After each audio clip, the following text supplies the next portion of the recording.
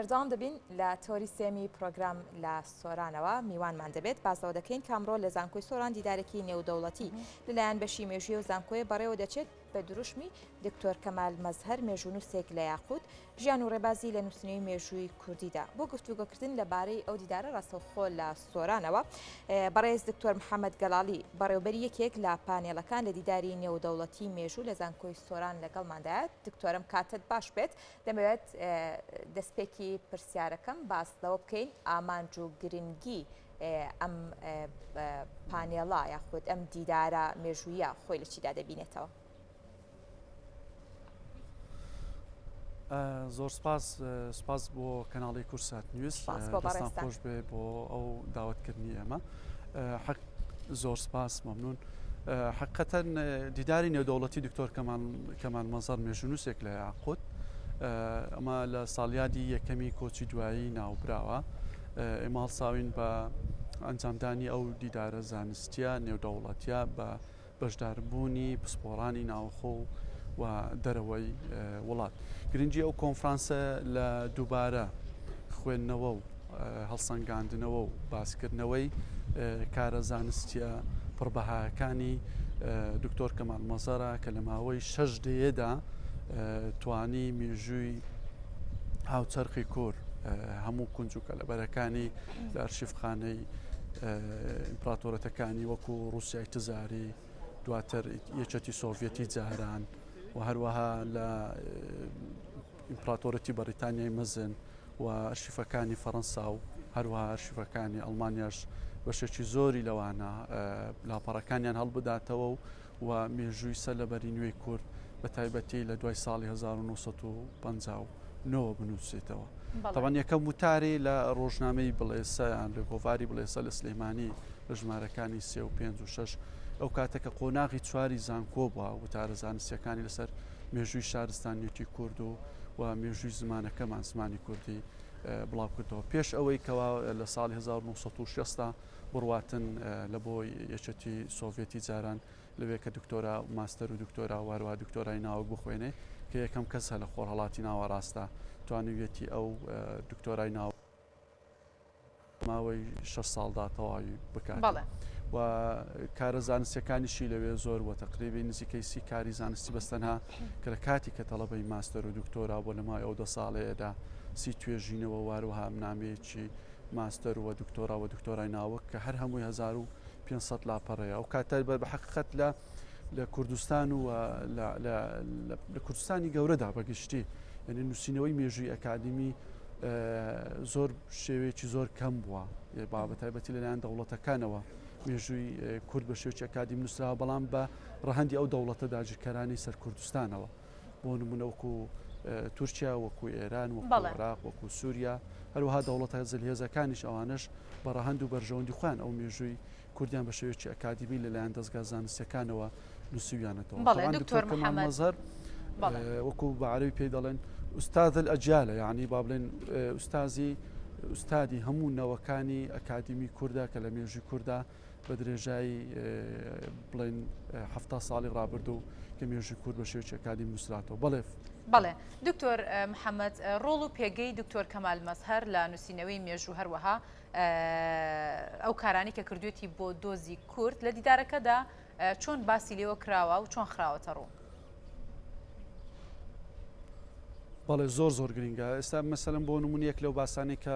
پێشکەشەکرێ لەسەر شێوازی نووسینەوە و هەروەها ئەو گرنگی نووسینەکانیتی بۆ نمونە کتێبێکی هەیە بە ناوی کەرکوک و تەوابیعها حکم التاریخ والضمیر ئەنەوە کێ لە کتێبە هەرە گرنگەکانە کە کاتی خۆی لە شاری بەغدان نووسیوێتی پێش پرۆسەی ئازادی عێراق ئەو کتێبە کە لە ڕێگەی مامۆستا عەبدوڵڵا حەسەن زادەوە نێردراوە بۆ ئەو کاتە سەرکردایەتی کورد لە کوردستانی باشوور و بە تایبەتیش بەڕێز سەرۆک کۆماری پێشووی عێراق جەنابی مام جەلال تاڵەبانی دواتر کە وادانراوە کە ئەو کتێبە پێش بڵێن پرۆسی ئازادی چاپ بکرێ بەڵام دەوە کە پرۆسی ئازادی بەسەداهات لە 2004 لەلایەن وەزارەتی ڕۆشنبیری ئەو کاتەی ئیداری سلەیمانیەوە چاپ کرا ئەو کتێبە زۆر گرنگە لەبەرەوەی بۆ لایەنی نەزەری یان تیۆری کە تا ئێستا کەم باس کراوە لەو مرافعایی کەوا جەنابی مام جەلال بڵێن لە شوباتی ساڵی 2004دا مرافعی گەورەی کە پێڵەن لەوێ کە بەرزی کردەوە لەسەر کوردستانی بوونی کەرکووکەوە ئەو کتێبی دکتۆر کەمال مەزار بوو چکە لۆ ئەو مادێ خاوەی ئەو کەرستەی کە جەنابی دکتۆر کەمال مەزار ئامادەی کردبوو لای مام جەلال بوو پێشتر با بڵێن پێشەوەی ببێتە کتێب یعنی ئیتر کە مامجا ئەو سەرچاوی کە خوین بۆ کە سەرچاوێکی تا ئێستا زۆر دەگمەنە لەسەر کوردستانی بوونی کەرکووک لە سەردەمی هەرە کۆدەوە نووسرابیتن حتا وەکو ساڵی 1950 و لەوێوە لە مادەی 58 ئیدارەی دەوڵەتوە دواتر لە مادەی 140 دەستوری هەمیشەی عراق ساڵی 2005دا کێشەی کەرکووک تەثبیت کرا بۆیە ینی گرینگە کە من باسی دکتۆر کەمال مەزەرەکەین طبعا هەر لە بواری نووسینەوەی مێژوودا نزیکەی کە 31 کتێبی نووسیوە ئەمە بۆیە باسەکرێکە گوتم ئوستادی ئەجیالە یان با بڵێن ئوستادی نەوەکانی ئەکادیمیەکانی نووسینەوەی مێژووی کووردە هەر کتێبێکی هەر نووسینێکی هەر توێژینەوەیەکی بێنیە بەرباز ئەهمیەتێکی گەورەی مێژووی هەیە لەبەرچی لەبەرەوەی یەکەم کەس بووە لە دوای ساڵی 1950ەوە کە بە شێوەیەکی ئەکادیمی لە دوای مامۆستا حوسێن حوزنی موکوریانی و لە دوای مامۆستا محەممەد ئەمین زەچی بەگەوە مێژووی کە نووسراوەتەوە با بڵێن لە سەردەمی نوێدا ئەو سێم کەسە دێتن بە شێوەیەکی زۆر ئەکادیمی بەڵام لە ئەکادیمیەکاندا هەر یەکەمە لە نووسینەوەی مێژووی کووردە چونکە زۆر لاپەڕی شاراوەی لە ئەرشیفخانەکانی دنیادا دەرهێناوە لەسەر مێژووی کورد و نووسیوێتەوە خستوێتە بەر نەوەکان لە ساڵانی پەنجایەکانەوە هەتاوەکو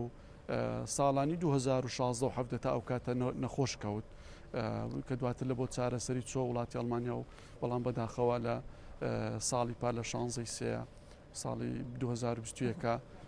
وەفاتی کرد. بەڵێ دکتۆر جا و گرنگی بڵێن ئەهمیەتی یان با بڵێن کارە پڕبایەخەکانی لە هەر باسێکیدا وەکو باسم کرد ئەگەڕێتەوە بۆ ئەو کارە یەکەمینانی کە ئەو کردوویەتی لە نووسینەوەی مێژووی کووردە. دکتۆر ئەوە بپرسم کەسانە بووە ئەم دیدارە تا چەندە هەنگاوێک دەبێت بۆ ئەوەی بڵێن لە نووسینەوەی مێژوودا هەر هەڵەیەکی کردیان هەر شتێکی بە هەڵە بەسەدا تێپەڕی بێتن دکتۆر ئەگەر جێبیستی دەنگی منی دەمەوێت ئەمە بپرسم ئەم دیدارە تا چەندە هەنگاوێک دەبێت بۆ ئەوەی لە ڕێگەی ئەم دیدارەوە کارە مێژوویەکانی ئەو پەڕی خاکەڕایی و لایانی زانایی و توانستی زانستی دکتۆر کەمال مەزار. باشە دکتۆر ئەگەر گوێبیستی دەنگی من بیدە ئێستادا دەمەوێت بپرسم لە ڕێگەی ئەم دیدارەوە تا چەندە هەنگاو دەدرێت بۆ ئەوەی تەواوی کارە مێژوویەکان یاخود هۆکار بێت بۆ دەوڵەمەندکردنی مێژوو لە ڕێگەی ئەو نووسینانەی کە دکتۆر کەمال هەیەی ئەم دیدارە تا چەندە هۆکارێکە بۆ ئەم بابەتە. حاڵیەوە ئێستانەکە بڵین ئەفۆنخوا ئێستانەکە لە ساڵی پارەوە لیژنەیەک دروست بووە لە شاری هەولێر و لە دەرەوەی وڵاتیش لای دکتۆر کاک دکتۆر جەبار قادر لە هۆڵمدا سەرپەرشتی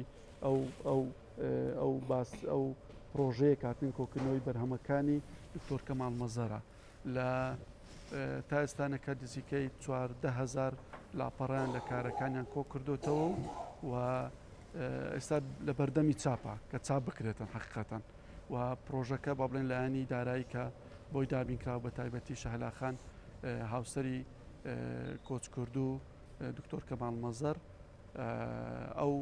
بڵێن بەرهەمەکانی هەمووی کۆ کردوتەوە و چاپی کردەوەنەوە لە ڕێگای لیژنەیەکی زانستیەوە کە جەنابی پرۆفیسۆر دکتۆر جەبار قادر لە هۆڵمدا و پرۆفیسۆر دکتۆر ئازاد و بێت و پرۆفیسۆر یاردەر دکتۆر دڵشاد محمود و دکتۆر کامەران محەممەد و کۆمەڵێک هاوکاری تر لەو بوارەوە توانیتیان هەموو بڵێن چاپکراوەکانی بە کوردی و بە عەرەبی و بە ڕووسی هەمووی کۆ بکەنەوە هەڵە نەبووم وابزانم دەبەرگە یان 12 بەرگە ئامادەیە لە بۆ چاپ بەڵام هەندێک وەکۆی باسییان کرد هەندێک شت هاتوتە پێش نەیانتوانیوە لە کاتی خۆی لە ساڵیادەکەیە چاپی بکەن. بەڵێ زۆر سپاس بۆ بەڕێز